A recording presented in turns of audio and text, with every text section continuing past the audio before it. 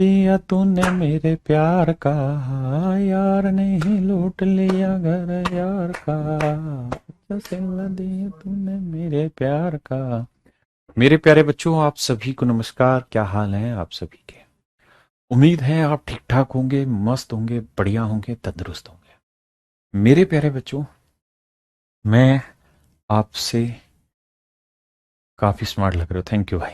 राम राम। चलो नाम पढ़ देता हूँ। रविंद्र, अभय, धारा, अंकित, उज्जवल, रघु, आयुष, कुणाल, अदनान, का आनंद, रोशन, हिमांशु, चंदा, गोविंद, सपना, अनुराग, अर्जुन, रविंद्र, प्रिंस, मिथिलेश, ज्योति, आयुष, स्वीटी, प्रतीक, संजय, धर्मेंद्र, लक्की, एम के, सुनेहिल, शरद, अरुण, शिव, श्रेया, कंचन, सुंदर सिंह, आलोक, पूजा, एसवीएस, इंदर, पायल। तो आइए मेरे प्यारे बच्चों, आप सभी को नमस्कार, आप सभी का स्वागत है कैरियल प्लेटफॉर्म पर। आगे बढ़ते हैं सवालों पे। अच्छा सिला दिया तूने मेरे प्यार का, यार ने ही लूट लिया घर यार का। चलिए, अब तो जानते हैं, मस्ती से पढ़ेंगे तभी तो आगे बढ़ेंगे। एक बार सवाल पढ़िए, फिर मैं समझाता हूं क्या कह रहा है। कहता है 3 वर्ष के चक्रवृद्धि ब्याज व 1 वर्ष के साधारण ब्याज का अनुपात। 3 साल का सीआई और 1 साल का एसआई का रेशियो दे रखा है 3.64:1। तो मेरे प्यारे बच्चों, आप जानते हैं कि रेशियो जो होता है वो कभी भी डेसिमल में नहीं होता। अगर है अगर है तो उसे सेट करते हैं रेशियो को। पॉइंट हटाएंगे तो बटे 100, तो 100 से दोनों तरफ गुना करेंगे तो 364, और यहां आ जाएगा 100। भाई 100 से इधर भी करो इधर भी करो, तो ये आ गया मेरे प्यारे बच्चों आपके 3 साल के सीआई और 1 साल के एसआई। अब आप जानते हैं कि सिंपल इंटरेस्ट हर 1 साल का सेम रहता, अलग नहीं रहता। तो अगर 1 साल का सिंपल 100 है तो 3 साल का सिंपल कितना हो जाएगा? 300। समझ गए मेरी बात को? अब जो बच्चे समझ गए, अमिताभ बच्चन लग रहे हो, ठीक है भाई, वो इस सवाल को अब खुद से करो। मैंने बहुत कुछ समझा दिया।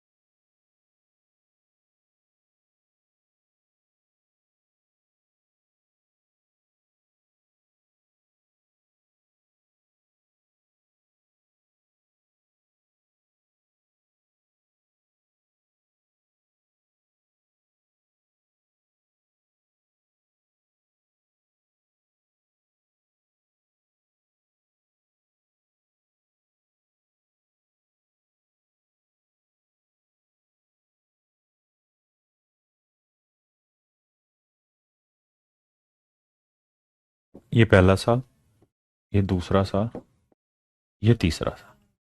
देखिए मेरे प्यारे बच्चों, अब 3 सालों का सिंपल इंटरेस्ट है 300, यानी हर 1 साल का 100 था। माफ करना भाई। पहले साल का भी इंटरेस्ट साधारण ब्याज 100 था, दूसरे साल का भी 100 था, और तीसरे साल का भी बाबू 100 था। आप कहेंगे बिल्कुल ठीक है। और 3 साल के सीआईएसआई का डिफरेंस है 64, क्योंकि ये 300 ये 364, तो 64 है। तो इसका मतलब पहले साल के ब्याज पे ब्याज लगा होगा, लेट से ए बना होगा वो ब्याज। आप कहें तो मैं डायरेक्ट लिख देता हूं, ए ब्याज बना होगा।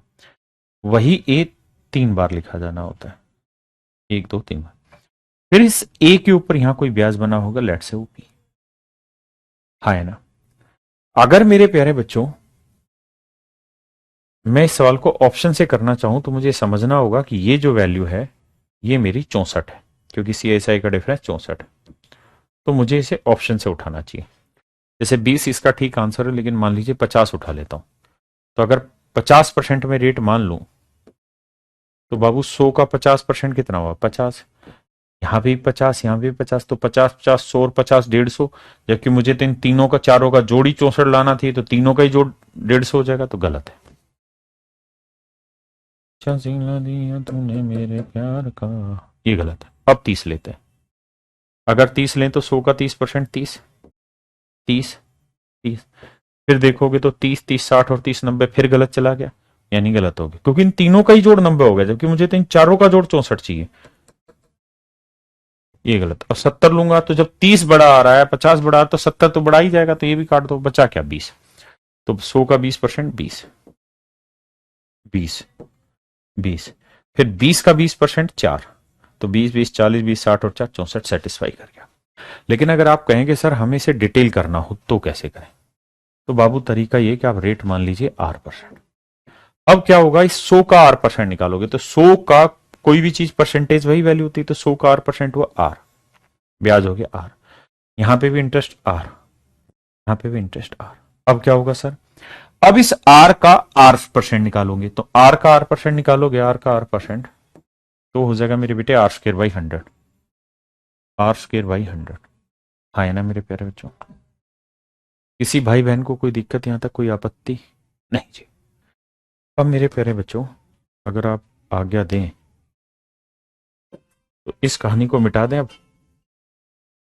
अब ये क्वाड्रेटिक इक्वेशन बन गई, R 3R प्लस R² बराबर है 64। सबको 100 से गुना कर दो, तो 300R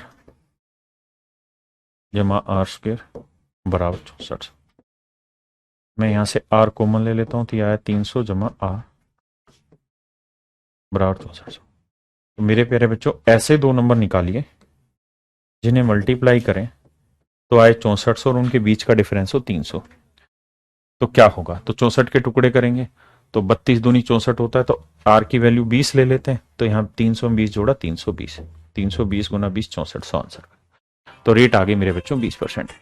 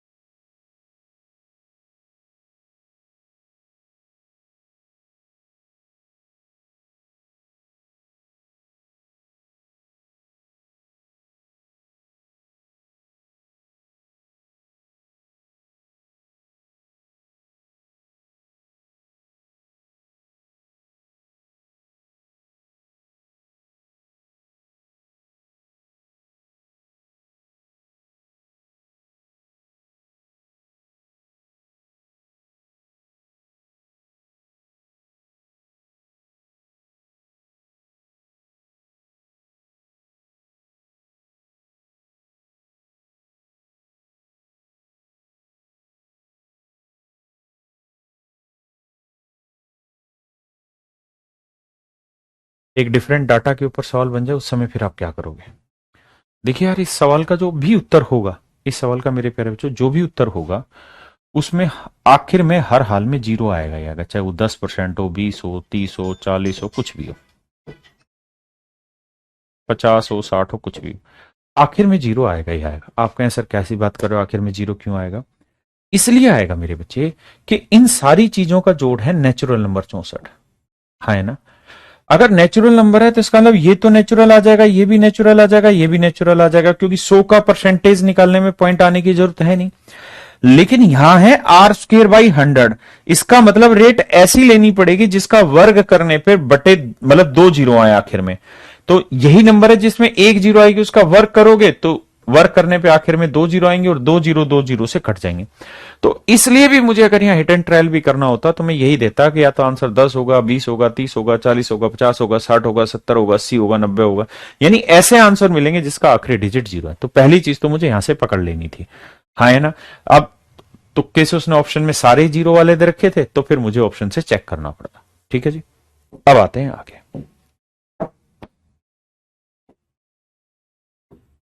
लगाते हैं बुद्धि।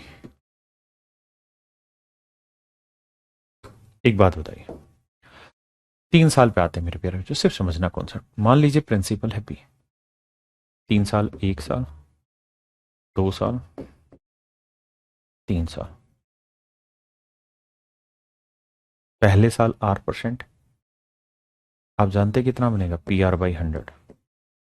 दूसरे साल भी PR/100, तीसरे साल भी PR/100।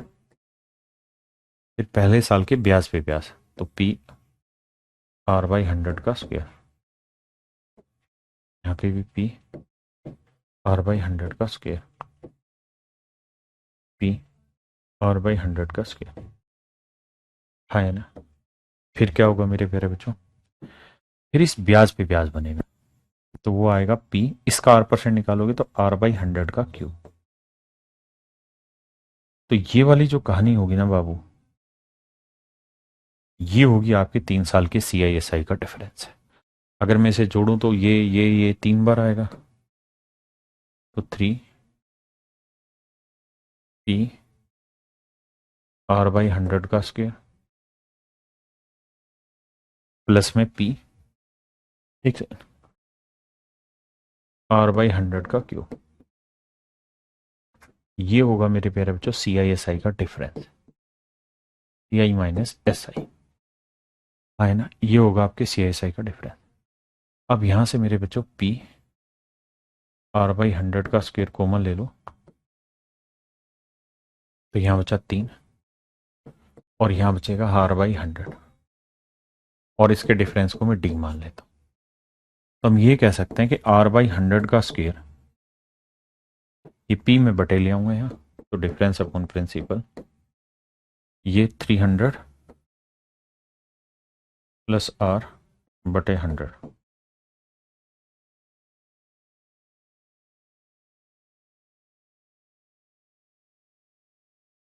ये मेरे प्यारे बच्चों 3 साल का फार्मूला बन जाएगा। एक बार इसे चेक कर ले, फिर आगे बढ़े।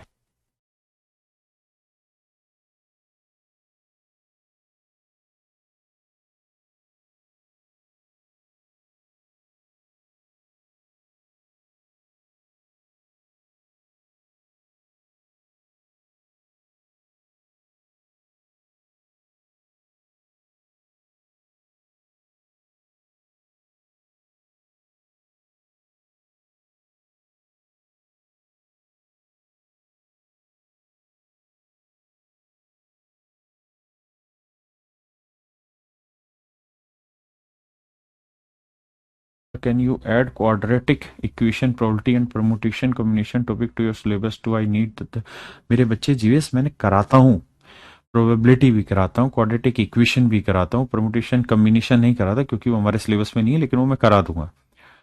आपका स्टैट्स पढ़ाते हैं, प्रोबेबिलिटी पढ़ाते हैं, क्वाड्रेटिक इक्वेशन तो अभी नंबर सिस्टम के खत्म होते ही पढ़ाता हूँ मैं सुबह वाले बैच में। तो आप ऐसा ना कहें कि नहीं आपके में सब कुछ होगा। मारवाड़ से प्रणाम गुरु जी। 3 प्लस कैसे हुआ, 3 प्लस कैसे हुआ, इसलिए ना कि यहां से मैंने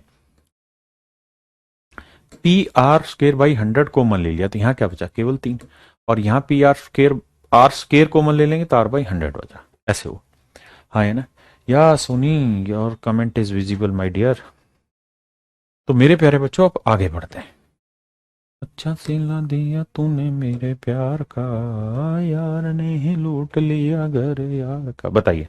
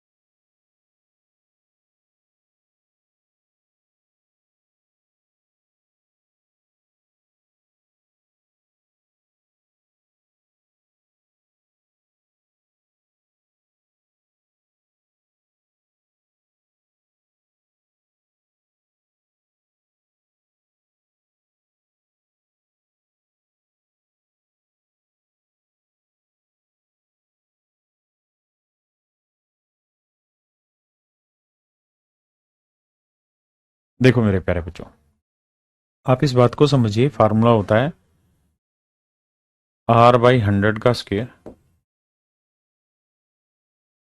300 plus R/100 difference upon principal. मेरे प्यारे बच्चों, हम यहां से कैलकुलेट करके किसी भी हालत में रेट नहीं निकाल सकते, क्योंकि डिफरेंस बेशक उसने 1500 दिया है, प्रिंसिपल 30,720 तक का, यहां से आप निकाल नहीं सकते। कारण क्योंकि ये क्यूबिक इक्वेशन बन जाएगी, और क्यूबिक इक्वेशन इतना आसान नहीं है सोल्व करना। सर फिर क्या किया जाए? तो सर फिर दो तरीके आपके पास करने के। पहला तरीका कि आपको याद होगा, मैंने आपको पढ़ाया था, यानी ये जो फार्मूला है ना, ये बेकार है। ये जो फार्मूला है ये किसी काम का नहीं है, ये कोई काम नहीं निकाल के देगा आपको, क्योंकि क्यूबिक इक्वेशन बन जाएगी, बहुत लेंदी हो जाता है। फिर क्या होगा सर? सर मैंने आपको एक फार्मूला बताया था कि अगर मान लीजिए रेट A% है, या रेट जो है R% है, मान लीजिए रेट जो है, दर जो है वो R% है, R% है, और अगर R% की फ्रैक्शन 1/A है, तो मेरे प्यारे बच्चों आपको याद होगा, मैंने बताया था कि CI/SI का जो डिफरेंस होगा और प्रिंसिपल जो होगा, CI/SI का डिफरेंस 3A+1 होगा और प्रिंसिपल A³ होगा। ये बात मैंने आपको सिखाई थी कि नहीं सिखाई थी? बताइए। आप कहेंगे हाँ सर सिखाई तो थी। कहाँ सिखाई थी भाई? 1 A A², वहां ये बातें सिखाई थी आपको। जल्दी से बताओ। यू आर थीप थीप थीप, जल्दी से बताइए, बात बताई थी कि नहीं बताई थी? तो भाई CI/SI का डिफरेंस दे रखा है 1500, प्रिंसिपल दे रखा है 30,720, बराबर ये 3A-1, 3A+1/A³। अब मेरे बच्चे कोशिश सेट कराने की कराते हैं। 0 से 0 कटा, है ना?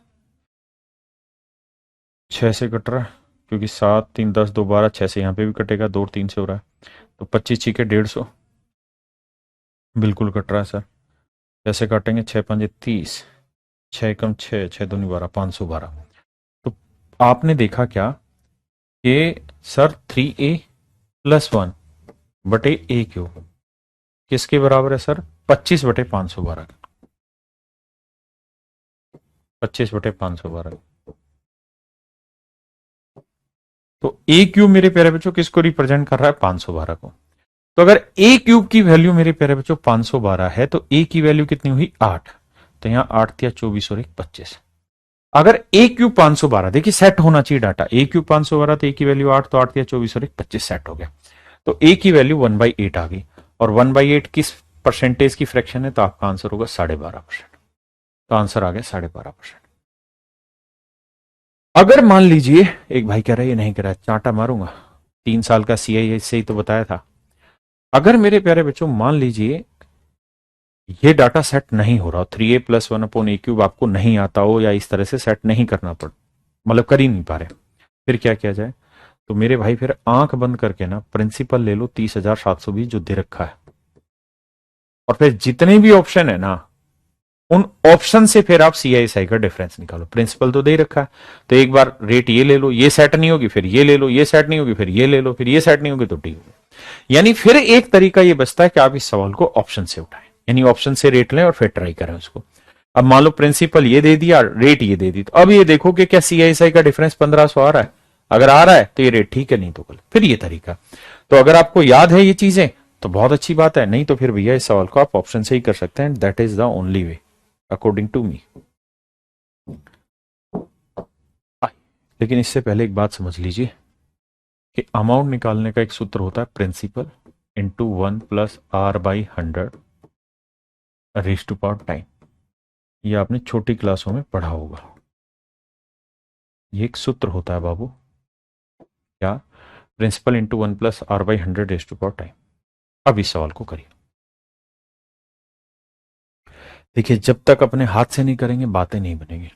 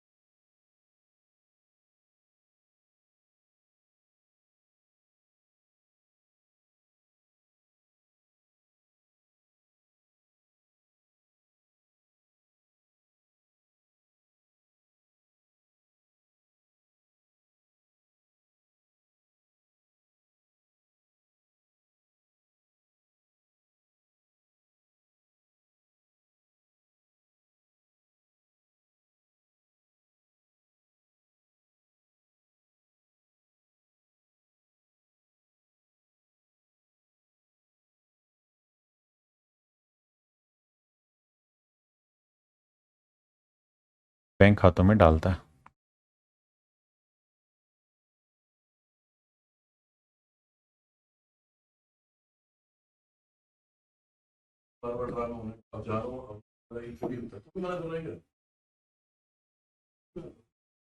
कहता है जी 16,008।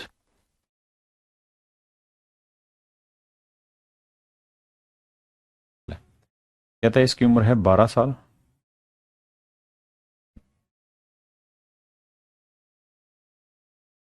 इसकी उम्र है 16 साल।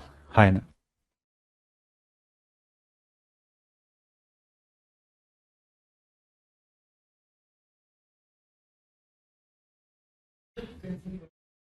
बारह साल और 16 से। कहता है कि इनको जो पैसा मिल रहा है उसमें 120 साल की उम्र में दोनों को बराबर धन मिलेगा। सॉरी भाई। यानी वो इसमें इतना इस हिसाब से पैसा इन दोनों बच्चों के खातों में इन्वेस्ट करता है कि 120 साल की उम्र में दोनों को बराबर पैसा मिले। है ना? तो मेरे बच्चे ये बताओ, ये 12 साल का है, इसे 120 साल होने में कितने साल लगेंगे? 108 साल। ये 16 साल का है, इसको 120 साल होने में कितने साल लगेंगे? 104 साल। इसका मतलब इसे जो पैसा मिलेगा उस पर 104 साल मजे लेगा, मतलब ब्याज लेगा। इसे जो पैसा मिलेगा उस पर 108 साल ब्याज लेगा। अब दो बच्चे हैं, ये छोटा ये बड़ा है। मान लेता हूं छोटे बच्चे को ₹80 प्रिंसिपल दे दिया इसे, और बड़े बच्चे को ₹20 प्रिंसिपल दे दिया। यानी 16,850 में से ₹80 छोटे को दे दिया, ₹20 बड़े को दे दिया। अब कह रहा है इन्हें ब्याज मिलेगा। किस रेट से मिलेगा? 33.1/3% की रेट से। तो बाबू फार्मूला भी सिखाएं तुमको कि भैया principal into 1 plus rate. Rate कितनी है जी? 33.1/3% बटा 100 रेज़ टू पावर टाइम। अब आप एक बात बताइए, 33 3 99 और 100, 100 से 100 काटेंगे तो 1/3 आएगा। तो 3 एकम 3, 4/3 रेज़ टू पावर टी। हाँ है ना? तो इसका मतलब ये बात स्पष्ट हुई कि अगर अमाउंट निकालना है तो अमाउंट का फार्मूला होगा, इसको प्रिंसिपल कितना दिया? C इंटू में 4/3 raise to power time. Time कितना है इसके पास? 108 साल। यानी इसको जो 120 साल की उम्र में मिश्र धन मिलेगा वो इतना मिलेगा। इसने प्रिंसिपल कितना लगाया? बड़े वाले को कितना दिया? मान लो ₹20। तो वही 1 प्लस R/T लगाओगे तो वो आएगा 4/3। कितने साल ब्याज कमाएगा? 104 साल। तो इसे 120 साल की उम्र में इतना धन मिलेगा, इसे 120 साल की उम्र में इतना धन मिलेगा, और दोनों ही धन आपस में क्या है? पर ऐसा सवाल कह रहा है। कहते हैं 120 साल की आयु में दोनों को बराबर धन मिलेगा। इस पॉइंट को समझो मेरे बच्चे।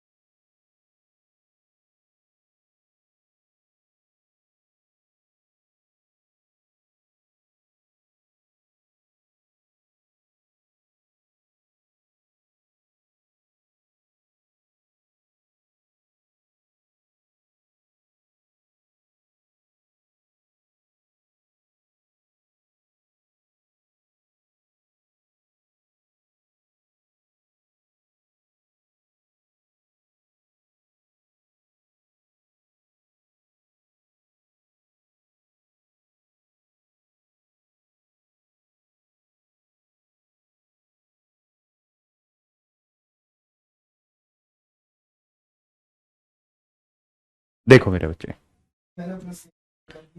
अब एक बात तो, अगर मैं आपको ये कहूं कि यहां पे लिखा है मान लो 4/3 की पावर 100, और यहां मैंने लिखा है 4/3 की पावर 105,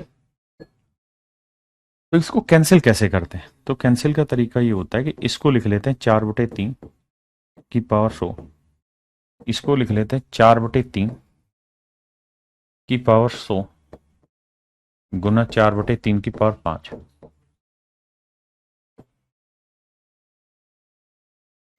तो मेरे प्यारे बच्चों, भाई बेस सेम होता है तो पावर क्या हो जाती है? 800 और 5 105। अब ये वाली वैल्यू और ये वाली वैल्यू सेम होती, कट जाती। यानी जब ऐसे आप काम करते हैं ना, तो बड़ी पावर में से छोटी पावर हटा देते हैं। तो 105 में से 100 गए 5, यानी इसको हटा के यहां सिर्फ 5 लिखना होता है। तो ऐसे ही इस वाले सवाल में 108 है या 104 है, तो 104 से जब आप इसे काटोगे तो 108 में से 104 गया, क्या बचा? 4 सिंपल, और कुछ नहीं। अब 4 की पावर 4 करोगे कितना आएगा? 4 की पावर 4 हो गया 256, और 3 की पावर 4 हो जाएगा 81। यहां बी और सी बटे ले आएंगे मेरे पेरेंट। हाँ है ना मेरे नन्हे मुन्ने बच्चों? इसका मतलब बड़े को जो पैसा मिलेगा वो 256 यूनिट मिलेगा, और छोटे को जो पैसा मिलेगा 81 यूनिट। एक बात समझो, आपने देखा होगा कि इस सवाल में इस बात से कोई फर्क नहीं पड़ रहा कि उसे 120 साल की उम्र में बराबर पैसा मिल रहा है या 200 साल की उम्र में, क्योंकि जब कैलकुलेशन बैठाते हो ना, जब आप कैलकुलेशन बैठाते हो तो मात्र कैलकुलेशन में क्या आया? 4। 4 क्या था? इन दोनों की उम्र का अंतर, 12 साल और 16 साल का डिफरेंस कितना था? 4। तो सवाल में फर्क इस बात का पड़ता है कि उनकी उम्र के बीच का अंतर कितना है। फर्क इस बात से नहीं पड़ता कि किस उम्र में उनको बराबर पैसा मिल रहा है, फर्क इस बात से पड़ता है कि उनकी उम्र के बीच का अंतर कितना है। तो उम्र के अंतर है 4 साल। तो क्या है? 4 की पावर 4, यहां 3 की पावर 4। इसका मतलब मेरे बच्चों, तो बड़े को, सॉरी छोटे को और बड़े को जो पैसा बटना है वो बटना 81:256। हाँ है ना? समझ गए कैसे बांटे इसे? तो ये देखो 81 और 256 को जोड़ोगे कितना आएगा? भाई किसी का भी हिस्सा निकालना है, जैसे ये निकालना है तो 16,850 गुना 81 बटे 81 जमा 256 जोड़ोगे तो 6 एक 7 8 5 13, तो 337। 337 को काटोगे 50, 0 5 एकम 5 5 8 40, 4050। ऐसे इसको निकालोगे तो गुना कर देंगे 50 से, आपका आंसर आ जाएगा। हाँ है ना? ये मेरे प्यारे बच्चों आपका सही तरीका होगा।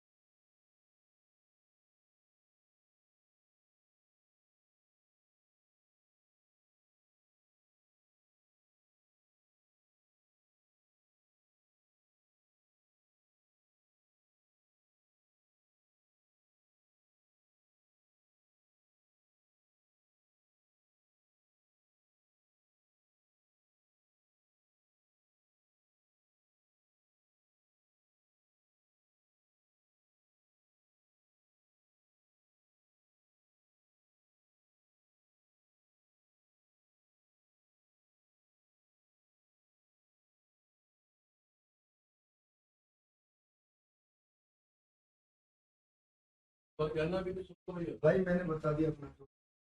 यह या तो यह तरीका हमें दोबारा समझाओ, समझाते हैं भाई।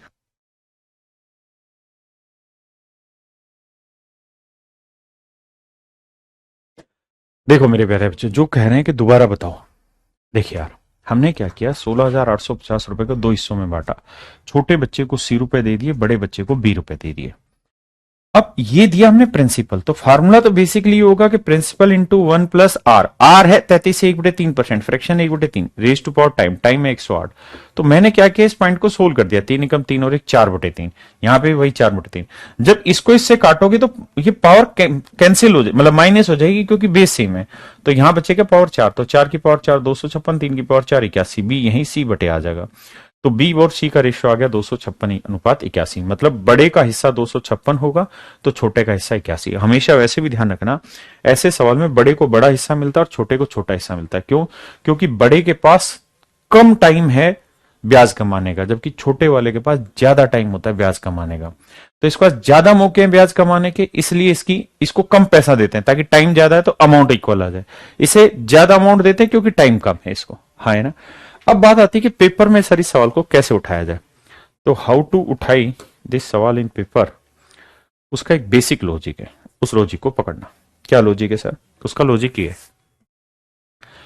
कि ऐसे हर एक सवाल में आपको यह देखना है कि छोटे को छोटा हिस्सा देना और बड़े को बड़ा हिस्सा देना, बड़ा हिस्सा देना। फार्मूला होता है 1 + r/100, रेट की फ्रैक्शन 1/3, तो आप 3 एकम 3 और 1 4/3 है। तो रेट को 1 के साथ जोड़िए, फिर जो बड़ा हिस्सा है वो बड़े को देना है, छोटा हिस्सा छोटे को, यानी छोटे को 3 देंगे तो बड़े को देंगे 4, है ना। अब क्या करना है आपने, अब ये देखना है कि इनकी एज का डिफरेंस कितना है। एज का डिफरेंस, इनकी एज का डिफरेंस कितना है। जितना इनकी एज का डिफरेंस होगा उतनी पावर कर दो। मान लो अगर इन बच्चों की एज का डिफरेंस n साल है, मान लीजिए इनकी एज का डिफरेंस n साल है, तो इसे मिलेगा 3 की पावर n और इसे मिलेगा मेरे प्यारे बच्चों 4 की पावर n। यानी पैसा जो बांटा जाएगा 3 की पावर n और 4 की पावर n में बांटा जाएगा। हाँ, है ना। अगर इनकी एज का डिफरेंस x साल होगा तो जो पैसा बटेगा इसे 3 की पावर x मिलेगा, तो इसे मेरे प्यारे बच्चों 4 की पावर x मिलेगा। पैसा इस हिसाब से बटेगा। हाँ, है ना। क्या आप मेरी बात समझ पाए? अब अगली बात है, क्लियर है। अब हमारे वाले सवाल में अगर आप आए, तो हमारे वाले सवाल में एक 12 साल का था, एक 16 साल का, एज का डिफरेंस कितना था? 4 साल। तो अगर एज का डिफरेंस 4 साल था तो सीधा 3 की पावर 4 81 आ जाता और 4 की पावर 4 256, यानी बड़े को 256 देंगे, छोटे को 81 देंगे। ये हमारा आंसर है। हाँ, है ना। अब ऐसा ही एक सवाल और लेते, प्लीज करें, देखते कितना जल्दी आप बता पाएंगे।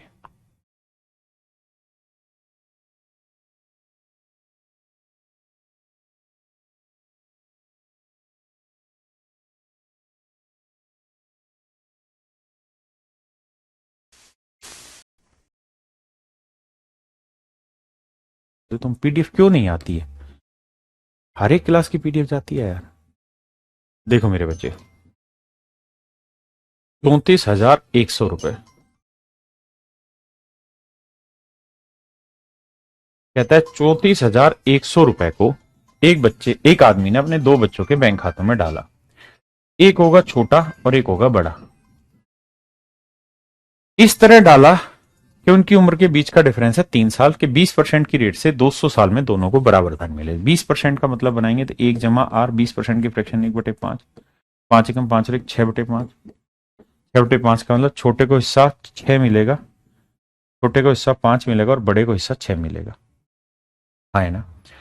और फिर ये देखिए कि इनकी एज का डिफरेंस कितना है, तो आप कहेंगे 10 और 13 एज का डिफरेंस है 3 साल, तो इसे मिलेगा 5 की पावर 3 और इसे मिलेगा 6 की पावर 3। यानी इनमें जो पैसा बटेगा ना वो 5 की पावर 3 अनुपात 6 की पावर 3 में बटेगा, यानी 125 अनुपात 216। अब आटना आपको आता होगा, 125 216 को जोड़ लेते हैं यार। 6 5 11, 2 1 3 1 4, 2 1 3, तो 341 यूनिट, 34,101 यूनिट की वैल्यू 100, तो 125 यूनिट की वैल्यू 12,500 और 216 यूनिट की वैल्यू 21,600। अब बताओ मेरे प्यारे बच्चों, समझ आया नहीं? अब जल्दी से बताइए कितने बच्चे इस कॉन्सेप्ट को समझ गए और इस कॉन्सेप्ट पे आपके एग्जाम में आपको धड़ल्ले से सवाल मिल रहे हैं। जल्दी से बताइए यस और नो पे, ताकि फिर आगे बढ़े।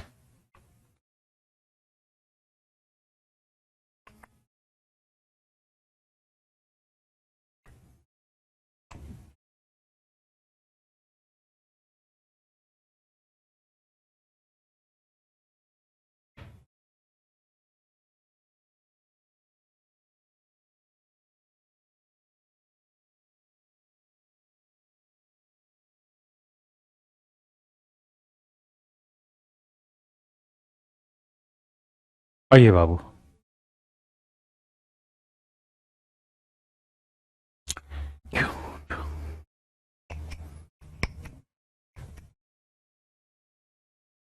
करो भाई, लेकिन ऑप्शन में कैसे करेंगे? ऑप्शन से क्यों जाना जब सीधा सीधा है तो?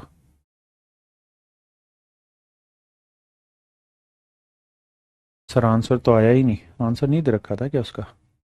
आंसर नहीं भी आया तो मारो यार गलती गोली। उसने पूछा छोटे बड़े का हिस्सा बताओ, ये तो परसेंटेज आ गया ना। Find the share of younger son. वो आप जानते हैं यार, टाइपिस्ट ने मिस्टेक मार रखी, तुम भी मजे ले रहे फालतू के। फर्क क्या पड़ा उससे? ऑप्शन तो नहीं मिल रहे होंगे ना, ऑप्शन कुछ का कुछ टाइप कर दिया उसने। ये बातें ना करा करो, तुम समझदार लड़के हो। 6/5 कहां से आया? हराम खोर। रेट 20% थी सवाल में, बिल्कुल थी उस वाले में। तो वहां फार्मूला नहीं बताया था, छोटे का हिस्सा इंटू में, भाई फार्मूला यही तो रहता है, principal into 1+r/100 raise to power time. तो प्रिंसिपल रेट है 20%, तो 1/5 नहीं हो गया ये? तो 5 एकम 5 और एक 6/5। ये कहानी समझाई तो है? नहीं आई तो इसको डिटेल करो ना उसे पहले वाले तरीके से। भाई देखो, एक बार डिटेल कर लोगे, अगली बार शॉर्ट अपने आप समझ में आ जाएगा। आप डिटेल ही नहीं करना चाहते। कह रहा है 2,000 रुपए का कोई धन कितने सालों में 662 रुपए सालाना चक्रवृद्धि से गणना करते हुए प्रतिवर्ष वार्षिक चक्रवृद्धि ब्याज 662 रुपए सीआई मिलेगा, यानी चक्रवृद्धि ब्याज मिलेगा। तो 2,000 प्रिंसिपल है, 662 रुपए ब्याज, तो अमाउंट कितना हो गया? 2662। यानी 2,000 रुपए प्रिंसिपल अमाउंट हो जाएगा इतना। बताया रेशियो ले लो, 1000 से 2 से काटोगे 1331। अब कुछ नहीं करना। अब ये देखिए रेट क्या है, तो आप कहेंगे रेट है 10%, 10% की फ्रैक्शन 10 से 11। अब मेरे बच्चों ये देखिए कि ये 10 का वर्ग है, 10 की पावर 1 है, 10 की पावर 2 है, 10 की पावर 3 है, 10 की पावर 5 है, 10 की पावर 6 है, 10 की पावर 4 है। और जितनी यहां 10 की पावर हो उतनी ही 11 की पावर यहां हो, तब तो है सवाल ठीक, मतलब आपका टाइम निकलेगा, नहीं तो नहीं। तो आप कहेंगे 10 की पावर 3 है, यहां पे भी 11 की पावर 3, मतलब टाइम 3 साल। हाँ है ना? समझ नहीं आ रहा भाई? अब छोड़ दे, नहीं आ रहा तो थोड़ी देर बाद बात करेंगे। करो यार, इसमें एक बार कैलकुलेशन चेक करनी पड़ेगी, गलत तो नहीं है कैलकुलेशन। क्यों में है करो मेरे भाई।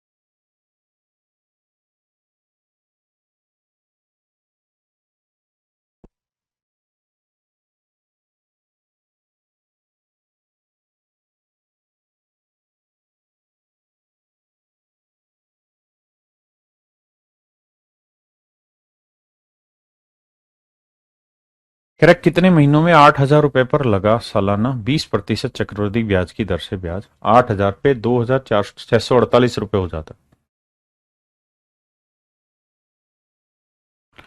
तो भैया 8 और 2 10,648। पहले काटिंग पटिंग करेंगे। 8 हो रहा है तो 8 से भाग देंगे 1,000। यहाँ 8 एकम 8, कितना बचा भाई? 2।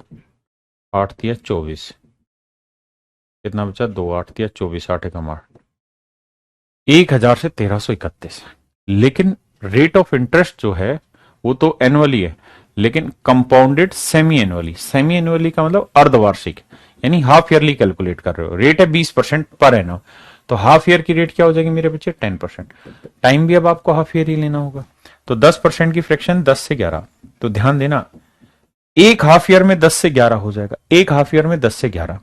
तो ये देखिए क्या है, तो आप कहेंगे 10 की पावर 3, ये 11 की पावर 3, तो इसका मतलब 3 हाफ ईयर टाइम होगा, 3 हाफ ईयर टाइम होगा। कितना टाइम होगा मेरे प्यारे बच्चों? 3 हाफ ईयर, 3 अर्धवार्षिक,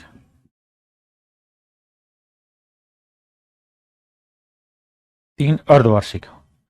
एक अर्धवार्षिक में कितने महीने होते हैं? 6, तो 3 अर्धवार्षिक में कितने होते हैं? 18 महीने। बस ये आंसर आ गया। एक हाफ ईयरली में 6 महीने, तो 3 हाफ ईयरली में 18 महीने।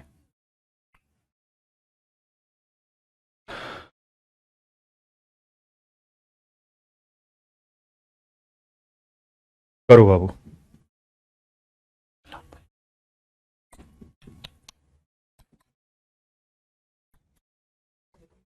करो बाबू।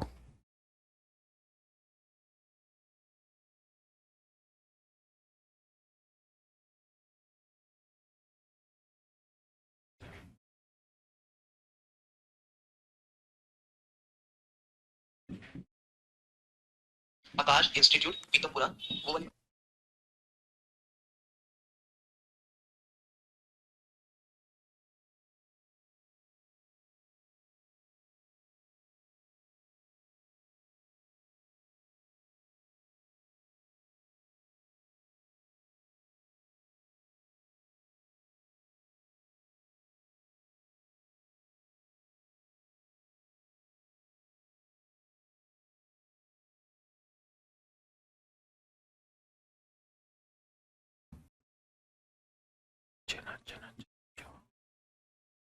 भाई 25 से कट जाएगा क्योंकि यहाँ 75 है, लेकिन थोड़ी कैलकुलेशन होगी। 25 से काटेंगे, 25 से कम 25, 25,000।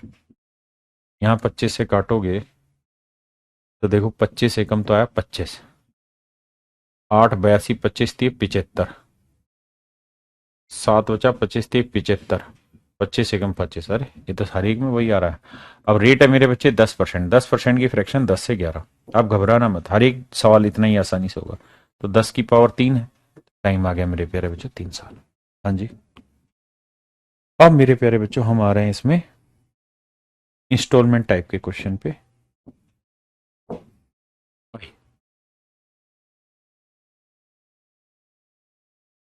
चना चना चना करिए बाबू।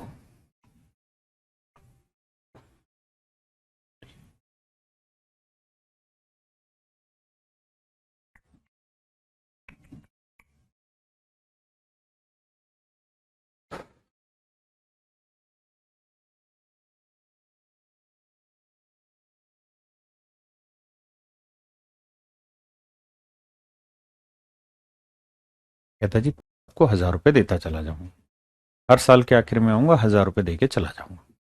तो बताइए तीसरे साल के आखिर में उसे कितना पैसा देना होगा कि उसका कर्जा खत्म हो जाए। तो मेरे प्यारे बच्चों पहले साल रेट ऑफ इंटरेस्ट 30%, तो 3,000 का 30% कितना हुआ? तो आप कहेंगे जी पहले साल ब्याज हो गया 900, यानी पहले साल के आखिर में आपके ऊपर कर्जा है 3900 का। मेरे नन्हे मुन्ने शेरों, अगर आपने 3,000 रुपए बैंक से उधार लिए हैं और पहले साल के आखिर में आप कर्जा खत्म करना चाह रहे हो, तो आपको 3900 रुपए दे के कर्जा खत्म होगा। लेकिन आप आए पहले साल के आखिर में सिर्फ 1,000 रुपए लौटा दिए, तो इसका मतलब अगले साल कर्जा कितना बच गया? 2900। यानी अगले साल बैंक जो ब्याज लेगा ना बाबू, अगले साल मेरे प्यारे बच्चों बैंक जो ब्याज लेगा वो कितने पे लेगा? 2900 पे। 2900 का 30%, 2900 का 30% 870। तो मेरे प्यारे बच्चों अगले साल बैंक जो ब्याज लेगा वो 2900 का 30% यानी 870 रुपए ब्याज लेगा। तो 2900 में 870 जोड़ेंगे तो आएगा 3770।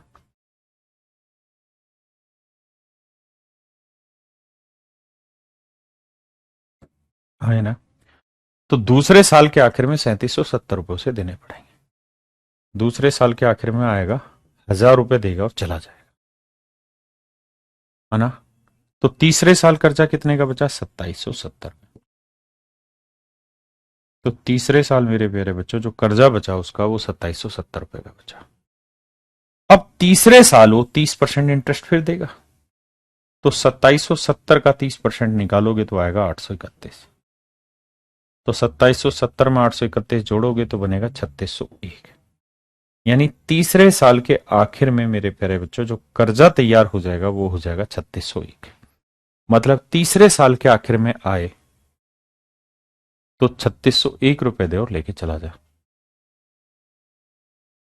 हाँ है ना, तीसरे साल के आखिर में आए 3601 रुपए दे और निकल जाए तो कोई दिक्कत नहीं होगी। यही उसने पूछा था कि भाई तीसरे साल के आखिर में कितना पैसा दे कि उसका कर्जा खत्म हो जाए। तीसरे साल के आखिर में कितना पैसा दे कि मेरे प्यारे बच्चों उसका कर्जा खत्म हो जाए। हाँ है ना, पक्का, किसी भाई को दिक्कत नहीं। अब इसी सवाल को हम ऐसे भी कर सकते हैं कि भाई एक आदमी ने बैंक से 3000 रुपए उधार लिए, पहले साल जो ब्याज मिलेगा वो 30% मिलेगा। तो मेरे प्यारे बच्चों 30% की फ्रैक्शन हो गई 3/10। मतलब अगर 10 रुपए उधार लिए हैं तो 3 रुपए बन जाएगा ब्याज। 10 रुपए उधार लिए हैं तो 3 रुपए बन जाएगा ब्याज।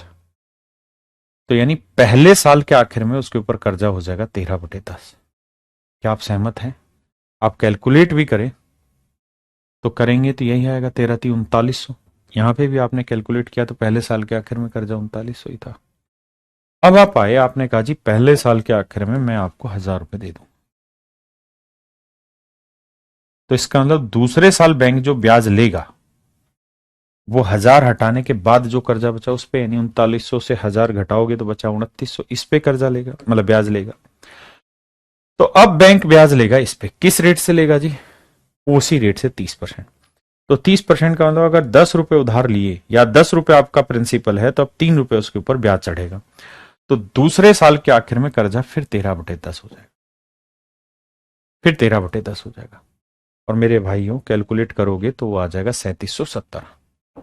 आप आए तीसरे साल के आखिर में फिर से आपने 1000 रुपए दे दिए। तीसरे साल के आखिर में मेरे प्यारे बच्चों आपने 1000 रुपए दे दिए। हाँ है ना, मेरी बात समझ पाए? पक्का। अब तीसरे साल के आखिर में 1000 दे दिए तो दूसरे साल के आखिर, भाई पहले साल 1000 दे दिए, दूसरे साल 1000 दे दिए। अब तीसरे साल जो ब्याज लगेगा वो इस पे लगेगा। किस रेट से लगेगा? 30%।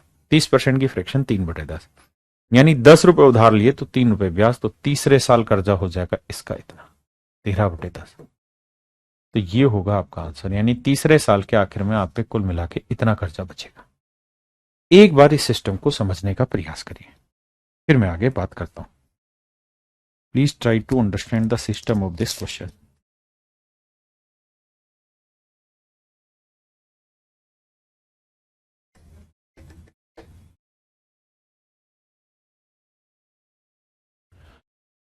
अब मेरे प्यारे बच्चों ये बताइए कितने बच्चे इस बात को समझ पाए दोनों तरीके से? अरे फार्मूला भी समझाएंगे बाबू, शांत तो रुको, कॉन्सेप्ट तो बता लेने दो। पहले ही स्टेप पे क्यों चाहते हो कि एकदम आसमान पकड़ जाए? 13/10 क्यों लेंगे? क्योंकि प्रियंका अगर मेरे बेटा रेट ऑफ इंटरेस्ट 10% है या 30% है तो 30% की फ्रैक्शन क्या होती है? 3/10। मतलब अगर कोई प्रिंसिपल 10 है तो 3 यूनिट ब्याज होगा तो अमाउंट कितना होगा? 13। मतलब 13/10 गुना ही तो होगा हर बार। बोलो, समझ गए? Thank you.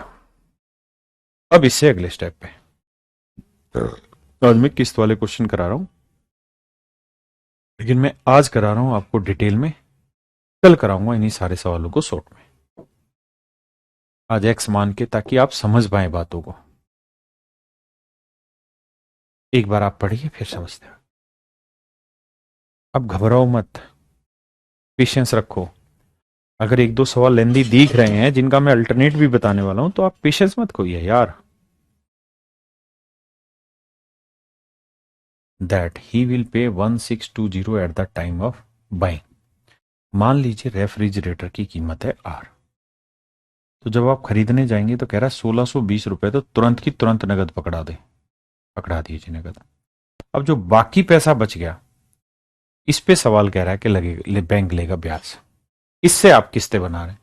बैंक ब्याज लेगा, किस रेट से लेगा जी? 10%। 10% की फ्रैक्शन क्या होगी जी? 1/10। तो इसका मतलब आपने ₹8 का फ्रीज था, जैसे मान लीजिए मेरे ये कोई पेन है मेरे साथ हाथ में, और इस पेन की कीमत है ₹100। मैं कहूं कि देखो भाई, दो तरीके हैं, एक तो ₹100 नगद दो ले जाओ, दूसरा तरीका ₹20 तो दे दो कैश डाउन पेमेंट, यानी अभी के अभी नगद। बच कितने गए सर? 80। जो ₹80 बच गए हैं, जो ₹80 बाबू बच गए हैं, इसकी बनवा लो किस्तें बैंक से। हाँ है ना? तो ऐसे ही यहां कह रहा था कि भाई ₹8 का तो नगद है फ्रीज, है तो ले जाओ, नहीं है तो 1620 तो दे दो नगद, बाकी जो बच गया उस पे बैंक का ब्याज दे दो। तो क्या रेट है? 10%, यानी 10 में खरीदा, एक का लाभ, तो मतलब एक का ब्याज, तो पहले साल के आखिर में कर्जा हो जाएगा 11/20। अब आप आए पहले साल के आखिर में और आपने ₹2178 दे दिए, तो अगले साल जो ब्याज लगेगा मेरे बच्चे, वो इस पैसे पे लगेगा। आप कहेंगे जी हाँ, किस रेट से? सेम वही 10% की रेट से, यानी पहले साल के आखिर में इतना था, तो दूसरे साल के आखिर में इतना कर्जा हो जाएगा। फिर क्या होगा जी? कहता है जी दूसरे साल के आखिर में आया और ₹2299 दे के चला गया, ₹2299 दे के चला गया। तो तीसरे साल मेरे प्यारे बच्चों इस पे ब्याज लगेगा। किस रेट से लगेगा जी? वही 10%, यानी 11/10। तो तीसरे साल के आखिर में इतना कर्जा हो गया, लेकिन कह रहा है तीसरे साल के आखिर में आया और ₹2662 दे दिए, और ₹2662 दे के कर्जा खत्म कर दिया। खत्म कर दिया मतलब आप कर्जा कितना रह गया? 0। ये वो सवाल में कह रहा है। 11 अच्छा यहाँ 20 लिख दिया था कि, माफ करना, 11/10।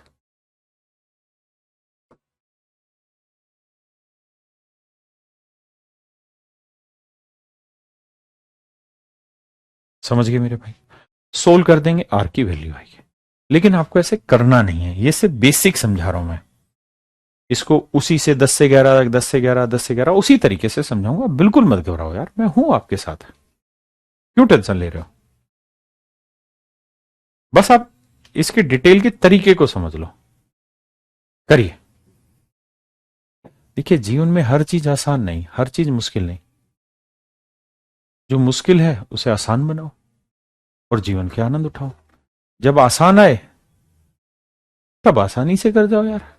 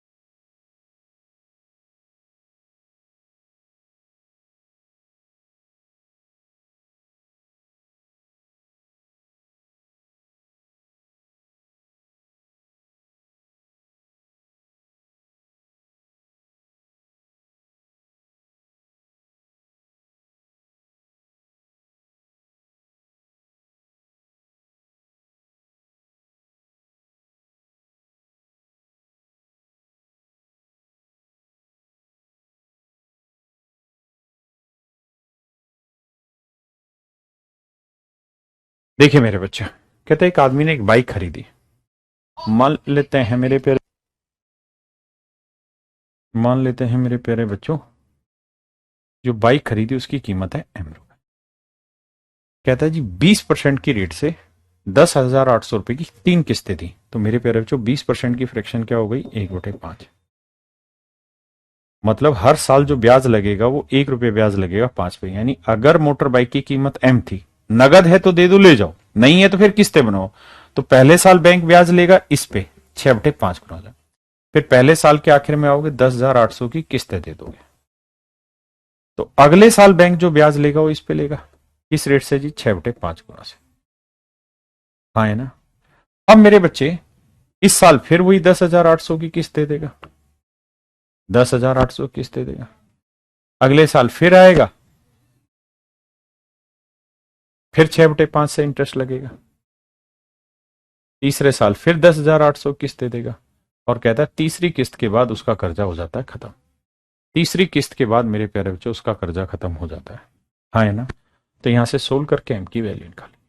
तो इस तरीके से डिटेल में इंस्टॉलमेंट के क्वेश्चन होते हैं। आप बिल्कुल ना घबराएं, कल मैं इनका शॉर्ट समझाऊंगा और आप वहां देखना कैसे 10-10, 20-20 सेकंड में पूरे सॉल्व को क्रैक करेंगे। आज के लिए इतना ही। Thank you very much. Have a nice day to everyone.